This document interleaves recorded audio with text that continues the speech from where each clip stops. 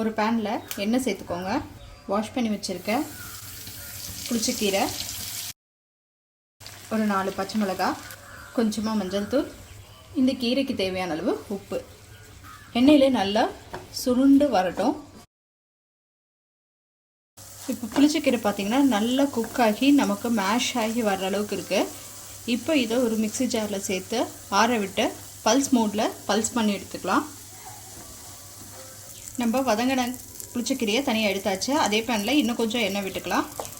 எண்ணெய் விட்டு whole spices எல்லாம் போட்டு தாளிச்சிடலாம். இது கூடவே பொடியாக கட் பண்ண வெங்காயம், தக்காளி, இஞ்சி பூண்டு பேஸ்ட்டு இதெல்லாம் சேர்த்து நல்லா வதக்கிக்கலாம்.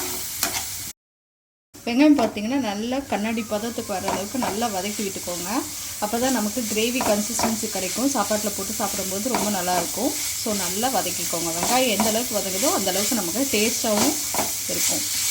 வெங்காயம் நல்லா கோல்டன் ப்ரௌன் வரைக்கும் வதக்கியாச்சு. இப்போ இது கூட மசாலாஸ்லாம் ஆட் பண்ணிக்கலாம். மஞ்சள் தூள், மிளகாய் தூள், கரம் மசாலா, தனியாத்தூள், உப்பு இதெல்லாம் சேர்த்து நல்லா 1 நிமிஷம் வரைக்கும் நல்லா வதக்கிக்கலாம். மசாலாலாம் நல்லா பச்சை வடை போகிற அளவுக்கு வதக்கி விட்டுக்கோங்க. இப்போ பார்த்திங்கன்னா மசாலாலாம் நல்லா குக் ஆகி எண்ணெய் பிரிஞ்சு வர ஆரம்பிச்சிச்சு. இந்த ஸ்டேஜில் நம்ம வாஷ் பண்ணி வச்சுருக்க சிக்கன் இது கூட ஆட் பண்ணிடலாம். ஆட் பண்ணிட்டு நல்லா மிக்ஸ் பண்ணி விட்டுக்கோங்க. தண்ணிலாம் எதுவும் சேர்க்க வேண்டாம். சிக்கன்லேருந்தே நமக்கு வந்து தண்ணி பிரிஞ்சு வரும். அதிலே குக் ஆனால் தான் ரொம்ப டேஸ்ட்டாக இருக்கும். ஸோ நல்லா மிக்ஸ் பண்ணி விடுங்க.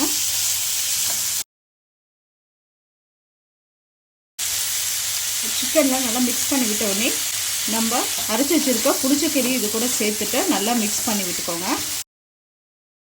இப்போ பார்த்திங்கன்னா தெரியும் உங்களுக்கு சிக்கன்லேருந்து தண்ணி விட ஆரம்பிச்சிருச்சு.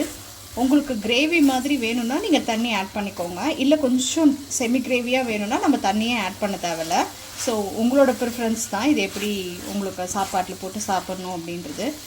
இந்த புளிச்சக்கீரை சிக்கன் பார்த்திங்கன்னா இட்லி சப்பாத்திக்கு கூட ரொம்ப நல்லாயிருக்கும்.